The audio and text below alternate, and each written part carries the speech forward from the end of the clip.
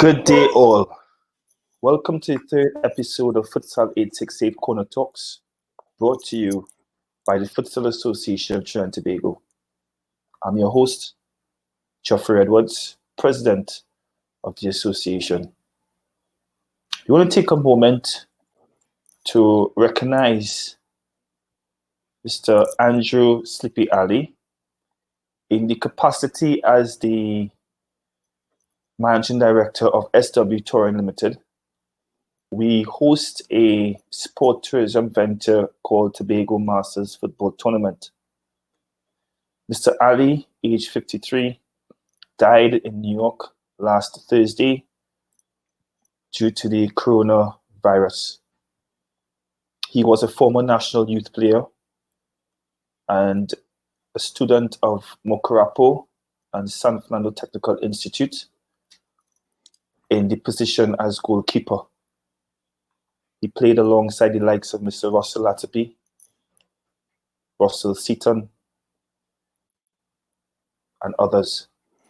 We want to take a moment to recognize this great soul who was a member of the FETMAT football team, Mashup FC, that participated in the last edition of the Tobago Masters Football Tournament. We pray that God may take him up in his arms, that his soul may rest in peace, and condolences to his friends and family. We are in a very difficult time, and we want to take a moment to recognize the fact that we are in the land of the living. And we are really much able to give thanks for such. So as we continue along with the program, we want to welcome Mr.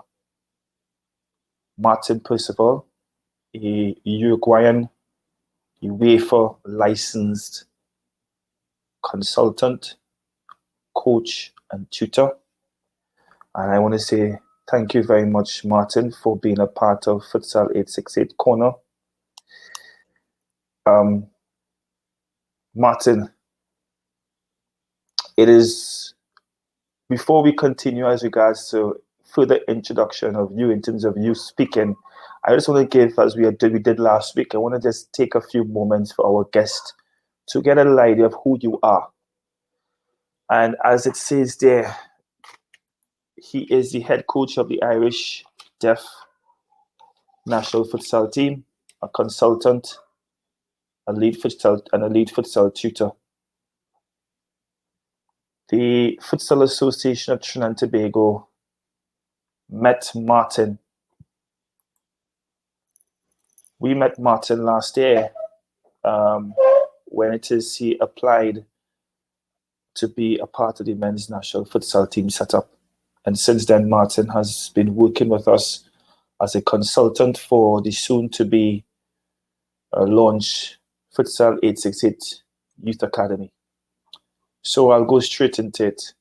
Martin, can you tell us a little bit more about yourself as regards to your background in the sporting arena? Yes. First of all, Geoffrey, I would like to thank you for the invitation. It is an honor and a privilege to be sharing with you and with all the people from the Trinidad and Tobago a few minutes of futsal. Futsal is our passion, and it is a really good initiative, the one that you're having these days to promote futsal in the island. I would like to also say my sincere condolences to Mr. Ali's friends and family, difficult moments that they're going through. So my salutation from all of them. In regards to futsal, I have been playing futsal all my life. Started at a really young age. As you know, futsal in South America, we start to play from very early stages. I never managed to get into the professional futsal arena, but I soon became a futsal coach, which is one of the greatest passion that I have. I have been trying to promote the game here in the Republic of Ireland. I have been involved in many different teams here in the island. I recently has the privilege to join a futsal team in Northern Ireland. And trying to create a 3 years development plan to make sure that the club get into the international arena, similar to what Keith Tutor mentioned last week during your postcard. I think there are certain football teams who have more chances of getting known at the international arena playing futsal than playing football, and that's the reason why I got involved with Belfast Celtic. They have the conviction that in 3 years' time we can get to European level, and that's what we're trying to achieve. I have been coaching futsal for many years here in the island, as I said before, and since 2015, I have been working in collaboration with the FAI to create the futsal licenses, the content, and the delivery of those licenses. So before we continue, I would like to, as we have a Uruguayan on set, it's very interesting. A little fun fact as regards to the first record of an organized five-a-side, a brand of football dates back to 1930 in Uruguay. So a very interesting and fun fact to all our viewers as regards to having a Uruguayan in the house and speaking as regards to the sport of futsal. Yeah, and you know why futsal was created? Tell us. Well, in 1930, we won the World Cup. Right. So Uruguay won the World Cup, the first World Cup played under the FIFA regulations, right? The demand of futsal was so intense that all the football pitches were booked. So there was actually no place to play football. So Mr. Siriani, he said, okay, you know what? I need to find another way to continue to play the sport. And that's when he sat down and created the game of futsal, making a combination of different sport, water polo, basketball, handball, football. So he combined all the rules and created futsal. So that's the reason why futsal was created. It was because of Uruguay winning the Football Cup in 1930. Brilliant, brilliant. So tell us a little bit of futsal in Uruguay. Tell us your background as regards to futsal in Uruguay. What's it like? What is the sport like in Uruguay? And can you tell us as well, futsal and football operating in the same space in the South American country? Yes. Futsal, as I mentioned before, futsal is played at school levels. Okay, so all the schools have a futsal court. They football players start at a really young age. They start to play futsal because of the space, require less players, less space. So mainly all the football players start to play futsal, okay, or some sort of futsal, okay. Then as the players continue to progress during their career, at the age of 14, they decide, okay, I go through the football path or I go through the futsal path. That's a decision that they need to make before making the big jump. Futsal in Uruguay, despite us being the ones who created the game, the Brazilians were the one who made it professional. Who they were the ones who put futsal into the next level. Okay, at the moment, Uruguay at an international level is fighting against Venezuela and Colombia. We know that Brazil and Argentina are in a different level. Venezuela, Colombia, Paraguay are the ones that we are always fighting to get a spot on for the World Cup. Those are our competition. But the the career path for a football player or a futsal player start in futsal, and then we continue to grow, and then they move to one side of the other of the game. As you know, futsal, it is a great tool for what we want to call the football intelligent player. which we can talk if we want later on a bit more. Definitely, of course, definitely. So my last question for this segment, this introductory segment, is why futsal? Tell me, Martin, why you decided to go down the route of futsal versus football when it comes to exploring the sport? And that's actually a really, really good question. And as you know, any coach at any sport is an educator. Okay, and as an educator, you want to make changes to get players into from here to here, right? So that's what you want. Yes, winning trophies, yes, all that is really, really good. But what you really want to make an impact is in the growth of any sport player. Okay, so for me, the best recognition is when at the end of a player career, when a player is leaving the club, that player comes to you and says, you know what, thank you very much for what you have done to me. That's the best recognition I can have as a coach. Now, why futsal? The same way as a futsal player touches the ball 6 times more than a football player, a futsal coach has more involvement in the decisions that person made during the game. Okay, so for example, 11 aside, you need to talk to your left back. You need to shout all across 50 meters. Maybe that player is not hearing to you. Okay, so then you have to go to the midfielders to tell the left back to do something that you want to do, and that takes a long time. In futsal, there's no need to do that. I just can pick that player, put him out, have it on the bench, have a chat with him, and then he can go back to play the game and make a change in the actual game. I have timeout, so I can correct whatever I'm seeing wrong. I can change 4 players who maybe those 4 players on the pitch were not playing well. I can put them out and put another 4 players. So my impact on the game is quicker. Okay, is quicker. I can see a real impact on the decisions that are made during the game. It's a much faster game. You need to have your eyes.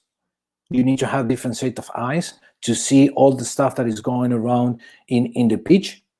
Okay, and it's faster. It's faster. I'm not going to tell you that I don't like football because I would be lying to you. But sometimes I start to watch a football game and I watch the game for 10, 15 minutes and then I need to change because it's for me, it's really slow. That's the reason why I have chosen futsal. The decisions that you make, the impact that you can make on the team, the involvement of me as a coach is higher than in 11-a-side pitch. So before we continue with Martin, I want to expound a little bit as regards to what he has mentioned in terms of past football players and the impact as regards to coaching.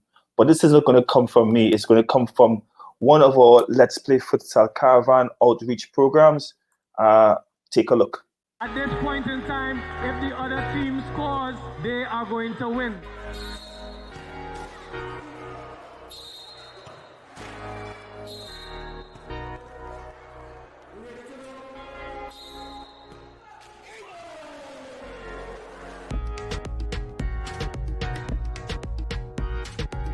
Once you start introducing the game to the kids, it's somewhat familiar because we know we are a country that likes to play small-sided games. Futsal, of course, with the rules are a bit different, but it's good to see the interest by the kids in schools. Hopefully this drive would push it forward and introduce a lot more schools and introduce a lot more kids that can be a feeder for the national futsal team, and also, you know, hopefully we can get some sort of club life going on where futsal is concerned. It's another avenue for kids to come to be a part of, to pique their interest and also to widen their horizons. So if you're joining us, that was a look at Let's Play Futsal's Caravan to the Sawo North Secondary School, and we had with us Mr. Kenwin Jones, former national captain of the men's national football team, who made the journey down to the school to be a part of that program. We want to say welcome again to Mr. Martin Perciavalle. For those who are new to the Let's Play Futsal 868 Corner Talks, Mr. Percivalle's accolades are seen here. He is a Uruguayan national based in Ireland. And we really want to say thank you very much to Mr. Perciavalle as we move to the second third of these interviews. Mr. Perciavalle, can you tell us a little more as regards to coaching education and your role with the Irish FA when it comes on a national level? Well, at the moment, this is where we are. Okay, so we have delivered around 25 futsal intro courses. Okay, in each one of them we had around between 20 to 24 coaches. Okay, and we have delivered 4 futsal D licenses. Okay, the same amount of coaches, between 20 and 24. We were planning before the invisible enemy that we're fighting nowadays. We were hoping to have mid-June a futsal C license, okay, to be delivered, and then hopefully by the end of 2020, beginning of 2021, to have for the first time ever, a futsal B license here in the island. Okay, so that's where we are. I think it's really important for people to understand that to have a consistency in futsal, we need to have a solid foundation. If we don't have a solid foundation within futsal, then the whole futsal model is going to collapse. It's not enough to have an international team if you don't have a foundation. For that reason, it's really important what you're doing with your futsal caravan, because you're bringing futsal to the masses. Okay, you're spread. Even though I don't like to talk about viruses at this time of what we're facing nowadays, we are spreading the futsal virus to people, and that's what we have to do. The only way to spread the futsal virus properly is through education. We need to have coaches who understand the game, who are passionate about the game. Otherwise, we are not going to be able to have kids enjoying the game of futsal. Okay, it's not good enough to go with a futsal ball, throw it there, and make the kids play. Yes, they're going to have fun, but they're not going to have the proper fun, and they're going to be playing some sort of futsal, which is not futsal. And that's the reason why we need to have proper coaches with the right knowledge to be able to pass that information onto the players. That's the main goal that we have at the Football Association of Ireland. Until 2010, we had a futsal national team. After that, because of funds, the FAI decided to cut with futsal. And the main reason, leaving aside that there were not enough funds, is because we didn't have a foundation. We had a national team, we had a league, but we didn't have any foundations. What we have now is we have schools playing futsal. We have high schools playing futsal. We have colleges playing futsal. We have under 12, under 14, under 10, under 12, and under 14 futsal leagues during the winter times. Yes, we still have a gap. Okay, we don't have an under 16 and under 18, so we have that gap, but we're going to try to convince and to get those players from under 14 to keep moving, okay, onto the different categories, so then we can have clubs fitting the current futsal teams that we have in the leagues here in Ireland, and hopefully after that we can have a national team. So we're doing the other way around, and honestly, some people sometimes ask you, what is best? Is it not better to have a national team and then have the others, or is it better to start with the foundation? I think in my case, knowing what happened here in Ireland, it's better to have a proper foundation, a proper career path for a futsal player.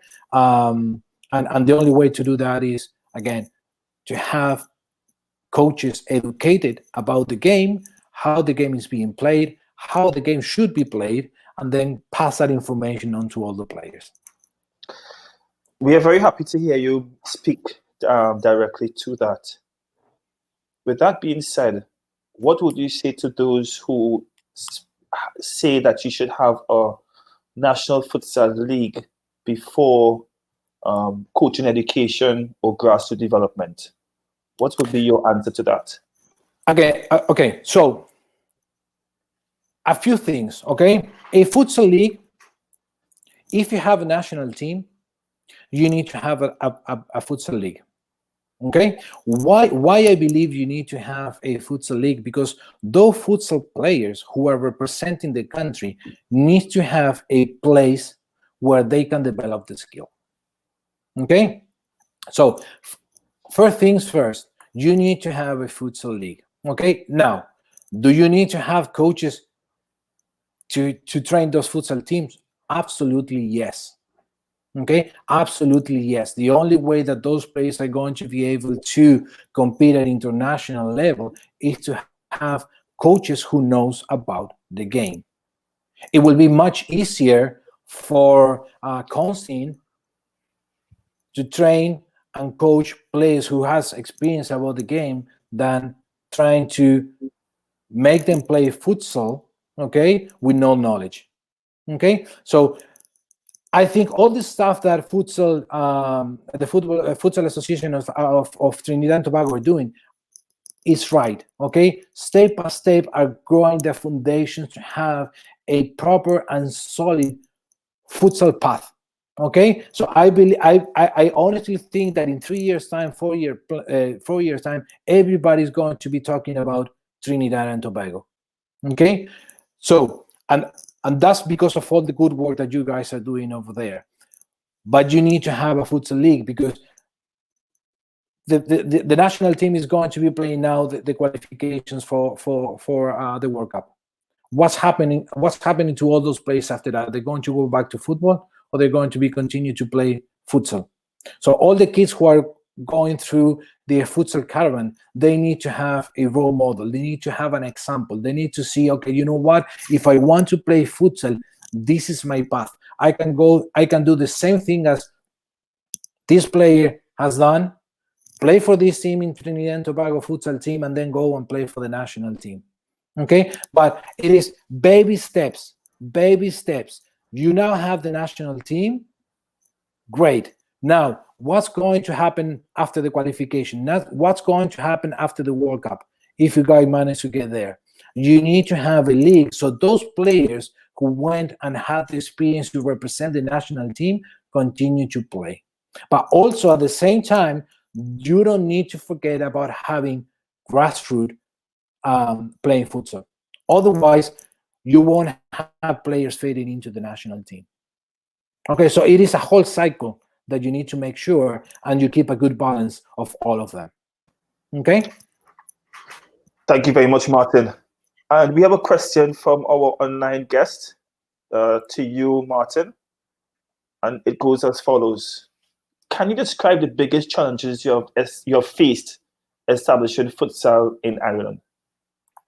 Yeah, Rich, I have been watching all the programs that you have done, and Richard is actively. I can see the passion he has around futsal, because he is actually asking a lot of questions, which is good. The biggest challenge is that we have is changing the mentality. Okay, changing the mentality. We have been trying to convince professional football leagues, football teams, about the importance of futsal. Okay, they're still a bit skeptical about how futsal is going to benefit their players, and when we start to talk about playing small-sided games, okay, they always tell us, yes, we also train small-sided. And I have to tell you, yes, that's fine. One thing is training small-sided games, and another completely different thing is competing in a small-sided game. Two things completely different. Now, If I tell a team or a normal person, why do you like to play football? That person is going to tell me, because I want to be in contact with the ball. Why do you like to play football? Now, I don't believe none of the players who are playing football said, you know what, I'm going to become a left back, so maybe in a match I touch the ball 10 times. And when I don't have the ball, the only thing that I do is just run up forwards and backwards. I don't believe that's the ideal decision a 6, 7, 8-year-old kid is going to make. He's going to say, you know what, I want to play a game where I can be in touch with the ball all the time. Okay? Futsal gives you that. You touch the ball 6 more times than in football. And what gives you that? That gives you confidence. And when you have confidence, it's then when you have the Iniesta, Xavis, Messi's, Neymar, you have all those players who seems to be playing football or seeing the situation in a slow motion way. Why? Because they have the confidence. They know that if you give the ball to them, they're going to know exactly where the space is, exactly where to pass the ball. And if you remember them playing, they were not even running. They just were always in the right spot to receive and pass the ball. That's the kind of player that you can get if you train futsal. Now, I'm not saying that all the players who are going to be playing futsal, then if they move to a career professional, they're going to become Messi. No, there's other tools that those players need to develop. But futsal gives you that opportunity. It gives you another tool to use when you play football. So that's the biggest challenge we have here in Ireland. Try to convince coaches and football coaches to understand the importance of futsal, to understand the importance of having players confident to receive the ball, to take it, and to pass it to the next player. That's the biggest challenge that we have here in Ireland, changing the mentality of some of the coaches in Ireland. We see on your bio that you are the head coach of the deaf futsal team that represents Ireland. I want to take this moment to recognize Mr. Tobias, who is the president of the Deaf Sports Society of Trinidad and Tobago, and who has actively been pushing futsal in Trinidad and Tobago. I was invited to their program once, and it was very interesting that they use flags instead of the whistle. Can you tell me, was there any challenges or anything different to training that team, and how has that team been doing thus far? Yeah, well, there's several changes that you need to take into consideration when you are coaching a deaf team. Okay, so the first thing is that normally when you are coaching an attacking situation, okay, you put yourself behind the attacking team and you're seeing how they are attacking. Okay, and you can make changes or stop the whistle and say, hey, stop, stand still, and then make changes. In the case of the deaf team, because you cannot stop because they cannot hear you, what I used to do is just coach the other way around. Okay, so I used to go in front of them so they can see me, and I was with a bib, and when I wanted to make a stop, I was doing with the bib like that, and they were stopping. Okay, so those are things that you need to understand when you're moving into the deaf world. Okay, there's a lot of things that I was not aware as a person that can affect the game of futsal. Okay, as you know,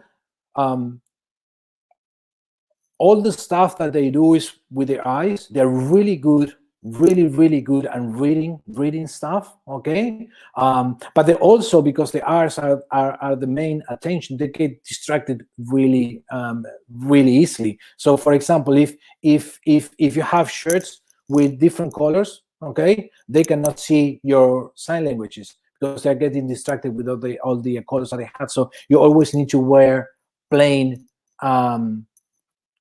clothes, okay, so they can see when you're talking to them. It's really important to learn the basic sign language.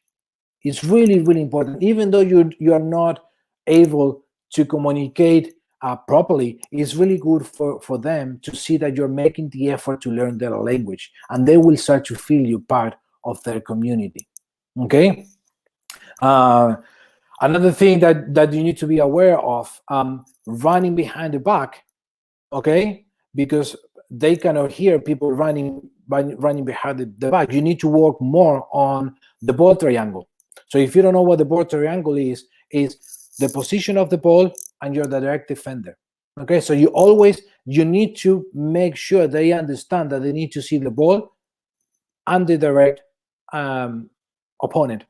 Because if they just go behind them, then it's really easy to make a run behind the back, and they're not going to be able to control that run. So you need to work a lot on the ball triangle. Ball, defender, myself. I win the same triangle. Do I need to, go back or go further 2 or 3 steps to be in that triangle needed to make sure that defender is not running behind my back? Now, it is a bit slower, okay? It is a bit slower. But again,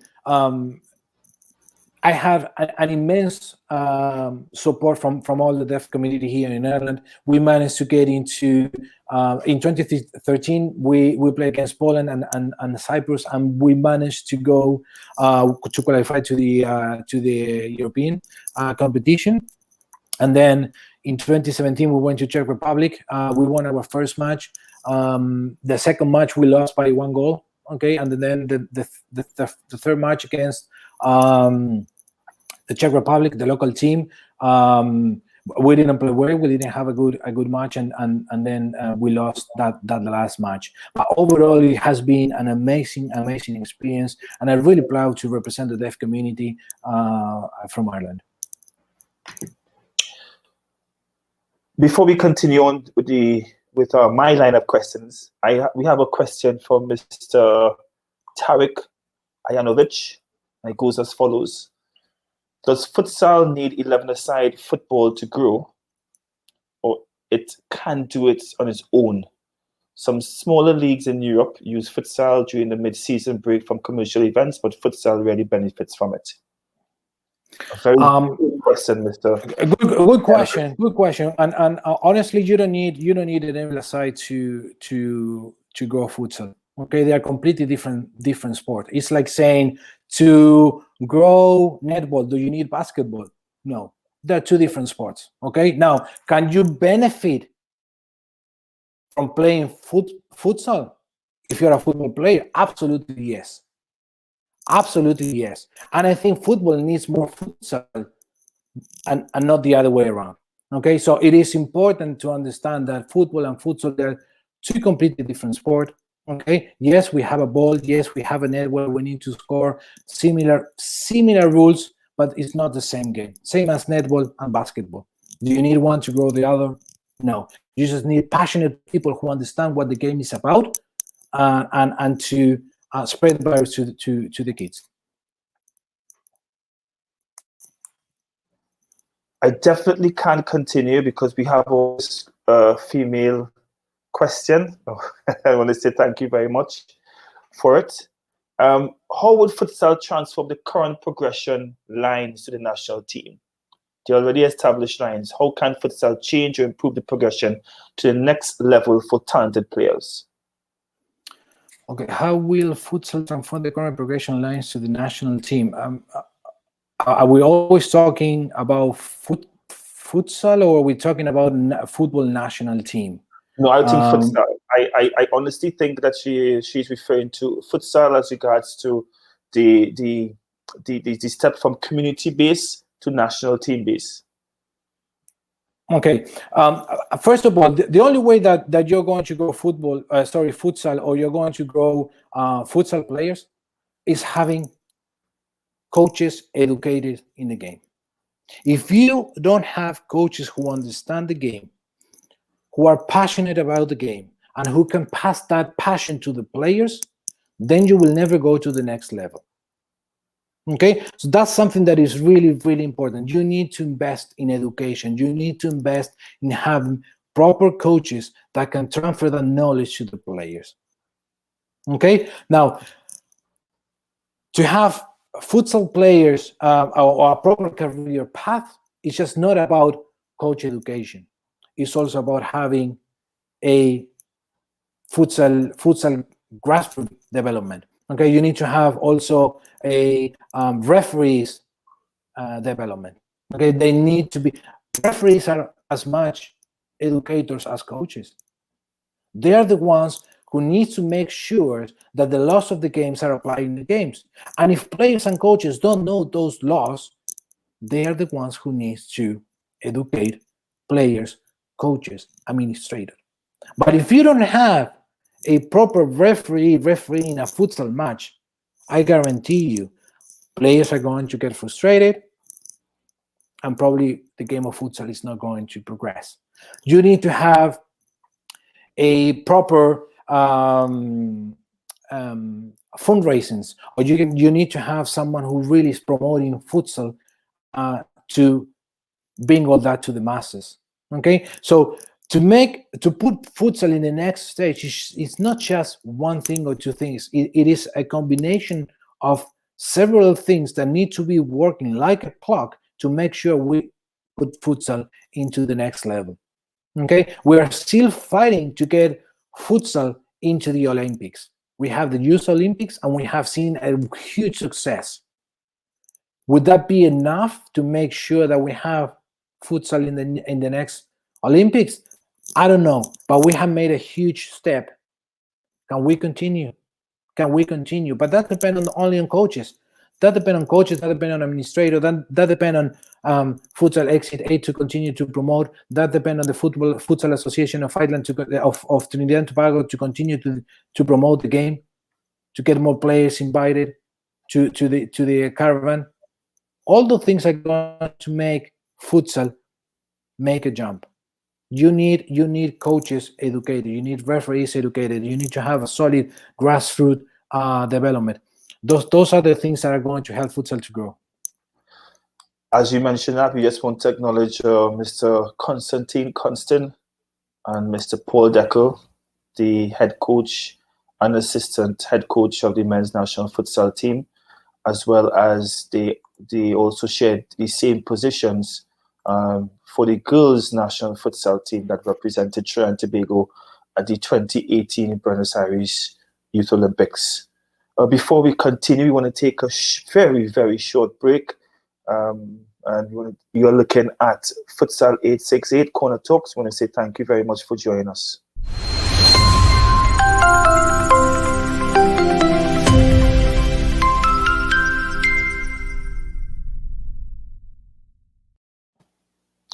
And we are back with Futsal868 Corner Talks. I'm your host, Geoffrey Edwards. We have with us Mr. Martin Perciavalle. He is a Uruguayan UEFA licensed futsal coach, instructor, and tutor. As in regards to your hat that you wear from a tutor point of view, can you give our coaches, because the Futsal Association of Trinidad and Tobago, in association with Trinidad and Tobago Football Association, last year, September, hosted the FIFA Futsal Coaching course where we had over 30 coaches being certified. So from a tutor standpoint, can you give our coaches some advice as regards to implementing the sport of futsal, which is very new, to their charges? What steps would you advise them that they should take to get their kids up that marketing escalator, as I like to call it, in terms of knowing the sport, loving the sport, liking the sport, loving the sport, and then most importantly, choosing the sport of futsal over any other sport that they may encounter or be a part of? First of all, I will tell them, try to learn as much as you can. Okay, try to copy as much as you can. And when I say copy, don't get me wrong, it's not copy and paste. Just see what other coaches are doing, adapt it, and make it to yourself. That's what I'm saying, copy. It's not enough having how to do a transition to attack drill if you're just copying someone else's exercises. Copy that exercise, modify it to the players that you have, and make it work. making them understand why it is important, that transition to defend or that transition to attack. Share the knowledge, get together, share the knowledge. It's really, really important to share the knowledge. Challenge each other. Challenge each other. Get in touch with other coaches. Hey, why are you doing this? Why are you doing that? Leave the egos aside. We are in a stage where we need futsal to grow. So the only way to grow is to sharing knowledge, to sharing experience, to tell them, you know what, I have done that. It didn't work for me because this, and that. But maybe for you it works. But if you're going to try that, remember, don't do this, and that because it didn't work for me. Maybe try a different path. Get educated. Go to any futsal seminar that you can find. Invest time in learning the game. Share, these kind of talks online are really good to learn. Get involved. Ask questions. Ask questions. Always doubt about everything. The only way to grow is to look for information, to ask questions. Don't be afraid. There's not such thing as silly questions. Just ask the questions and then work. That's the only way that you're going to grow. That's the only way that you're going to become a better coach. Understand the game. Learn the laws of the game. Watch futsal matches from Spain, Portugal, Russia. Every time you have the chance, learn about the game. Look at the set pieces that they're doing. Can you do that with your team? Trying to implement it. Hey, give me a call and say, hey, Martin, I need to implement a set piece. How do you do set pieces? Do you do it analytical? Do you do it as part of the game? How do you do it? Learn.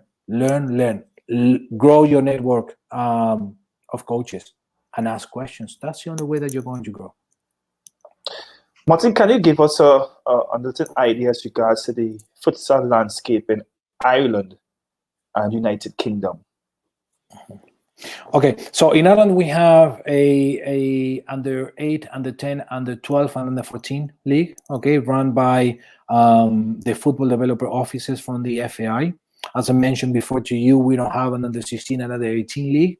Okay, and then we have a futsal national league. Sorry, futsal league is not a national league because we don't have futsal teams in Northern Ireland, but we have a futsal league with 2 divisions. Okay, at the second division, we have some teams who are using the under 19 squad they have to get them better for the senior team.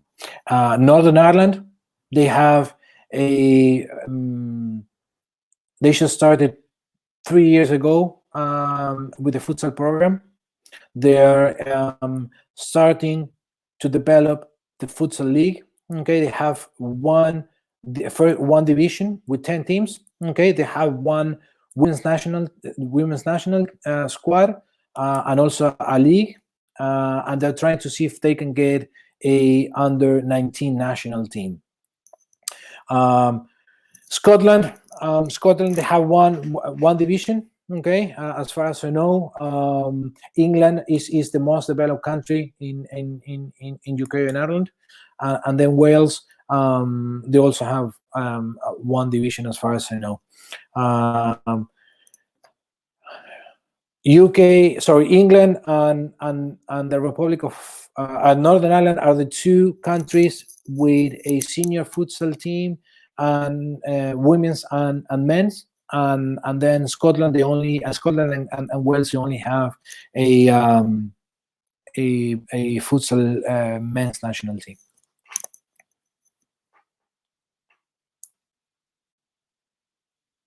Sorry, Jeffrey, I think you're on mute because I cannot hear you.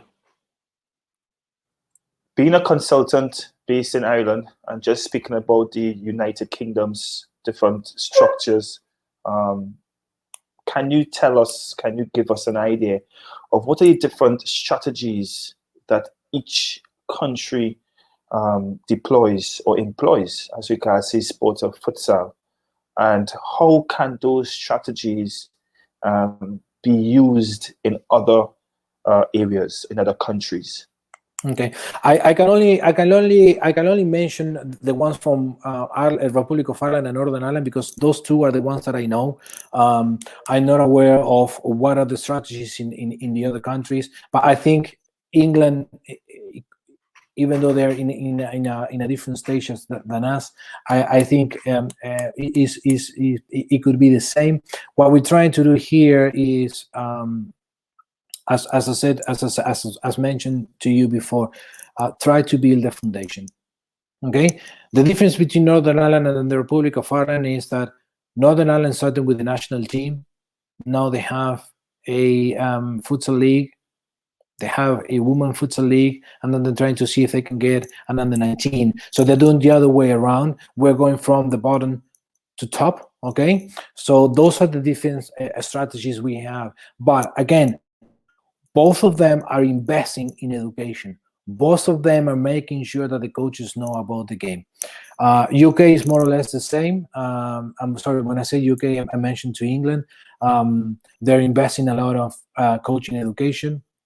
They're investing a lot in on the futsal league.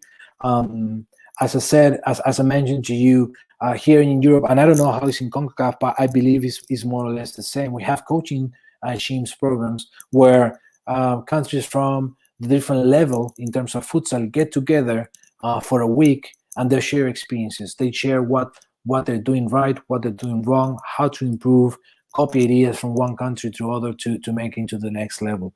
That's another thing that you guys can do over there to make to grow the game.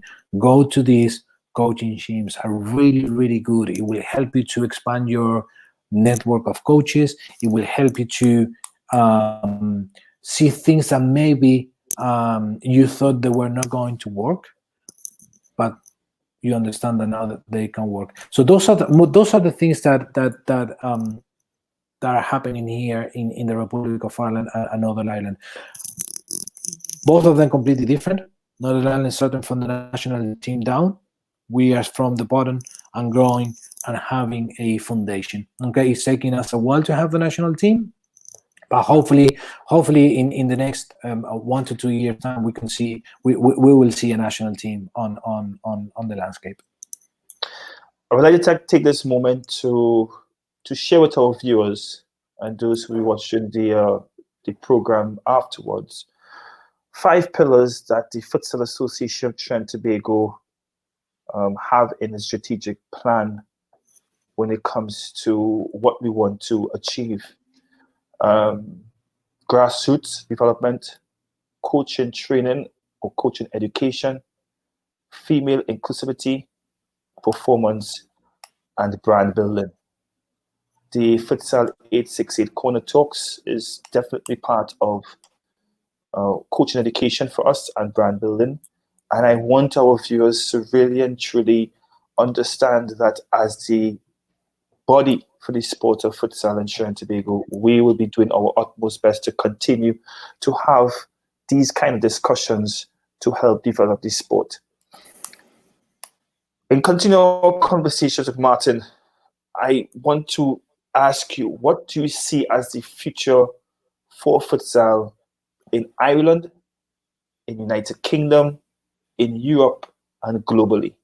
I know it's a very broad question, but that's why we want to. It is very important for us because as we also have been asking that, noting that we will be having stakeholders from all around the world who will be sharing their thoughts on futsal. And being a family, being a community, we want to be able to understand what is happening as well as to be able to see what are the trends and how can we be able to work with those trends. So once again, tell us what you see, how you see the future of futsal in Ireland, United Kingdom, Europe, and globally. Yeah. So futsal is growing everywhere. Okay, futsal is growing everywhere, and you can see as the year progresses, you can see more and more national teams playing the different competitions. Okay, we had a record in Europe of 50 nations out of 55 Ireland, the Republic of Ireland being one of them, not playing the European qualifiers for 2022. So 50 nations out of 55. That's really, really, really good. And despite the game was born in 1930, it is a young game. Okay, it's not everywhere. Okay, we haven't get to the proper masses yet. We have to. Sometimes I wake up and I feel that we are fighting against the windmill, because every day is a different battle, and every day you need to convince another person of the benefits of futsal. But futsal is growing all over the world, And Keith mentioned during the last program, Solomon Island. That's a perfect example of a nation who knew that in football they might not do ever well, and they said, you know what? They're going to try futsal. And look at the success of Solomon Island. That could be Trinidad and Tobago in a few years' time. That could be another country from Central America in the next 2 to 3 years, if they have the time to invest in education, grassroots, okay, referees. But futsal is growing massively. You can see now more and more sponsors betting for futsal. And if things go right, it can become easily, and I'm not afraid of saying this, it could become the next NBA. It could become the next NBA if the professional futsal league in the States kick off and it is a success over there. It could be the next NBA. We have Germany investing in futsal. We have France investing in futsal. Those are two top football nations. They have been, and you have seen the success of France in the latest competition. So I see Asia is growing massively. So listen, I think we are in a stage where futsal cannot be stopped. People are going to continue to talk about futsal. We are seeing more and more football players coming out and saying, hey, I started playing futsal. Look where I am now. Where in the past, we didn't have those players saying, hey, I play futsal. It was like they were ashamed of playing futsal. Now you see those players saying, hey, I started playing futsal. When I was a kid, the only thing that I played was futsal. That's the reason why I managed to get where I am. So that's a tool. That's a tool that is you cannot leave that tool out of the equation when we're talking about the intelligent football player. So I see a great future for futsal. Here in the Republic of Ireland, we have more and more demands. We have more and more coaches wanting to come to the courses. We have more and more players wanting to play the game. And here in Ireland, rains, I will say 75% of the time. So when the matches is postponed or canceled because of rainy season, then you don't play futsal because it's in there and you don't get wet. And the wind is not moving the ball everywhere. As you mentioned, coaches, Mr. Constant has a question for you. He asks, how many hours is your beginning futsal coaching course? So the futsal intro is for people who never heard about futsal in their whole life. Okay, and those that's it's a 4-hour course. Okay, so it's just, this is futsal. We explain what futsal is about. We explain the basic. We go through the benefits of futsal. We go to the differences between football and futsal. Okay, so in there we cover all of the foot, the ball, the goal size, the pitch size, and all the stuff. Then we go to the futsal D license. Okay, and those are 16 hours. Okay, those are 16 hours, and then the C license. Then we have a huge jump from 16 hours to 72 hours. Okay, so 72 hours where we have a lot of exercises that they have to do, a lot of essays that they have to do pre, during, and post the course.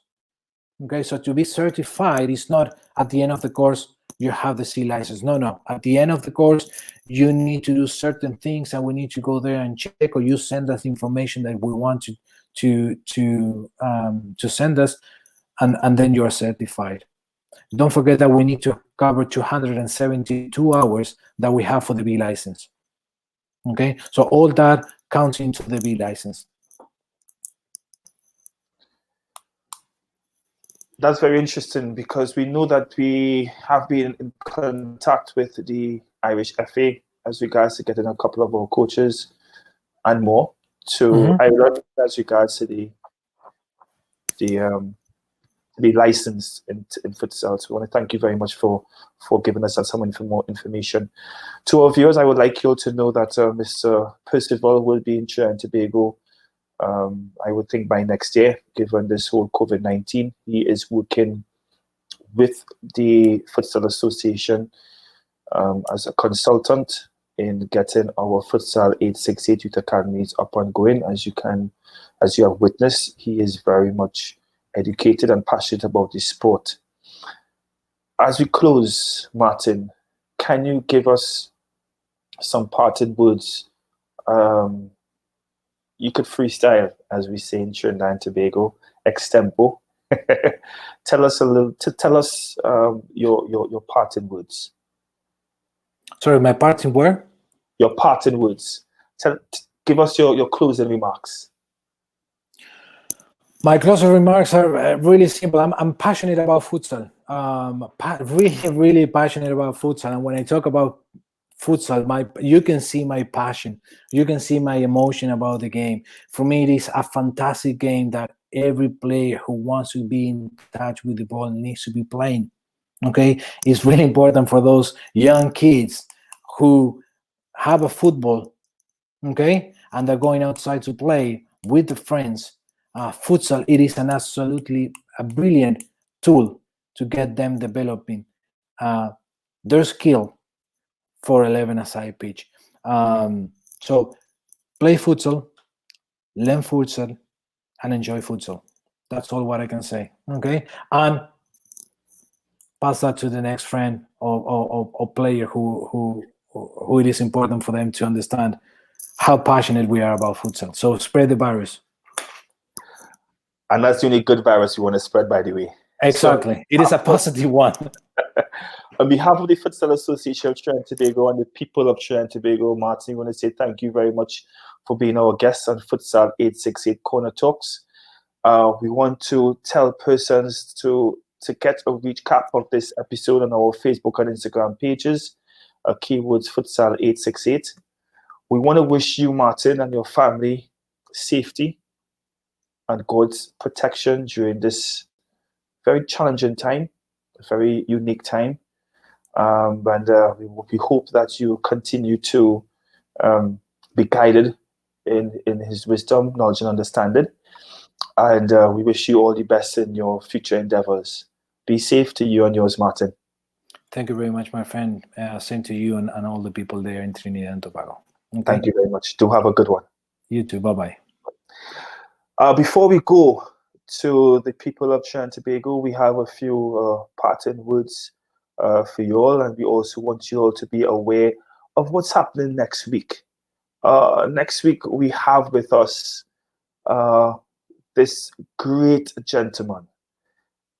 Next week, we would be having Mr. Otto off.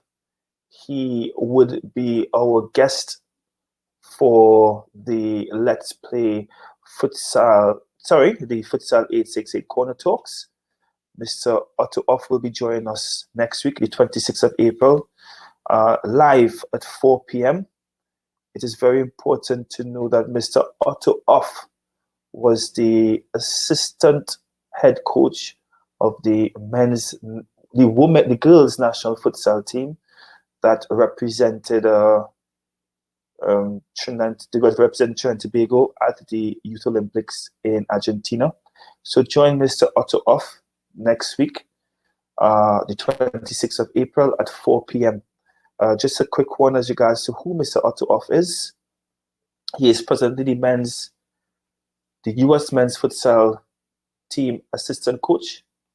He's director of goalkeeping at the US Youth Futsal, the owner of Great Lakes Futsal League, the co-owner and coach of Akon Vulcan's Pro Futsal team, Heart and Soul Futsal Academy director, and he is a coaching instructor, CONCACAF.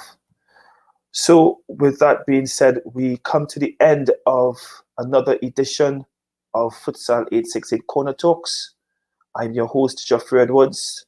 As always, stay safe, stay inside. Let's defeat the coronavirus. Do have a great afternoon, one and all. Thank you.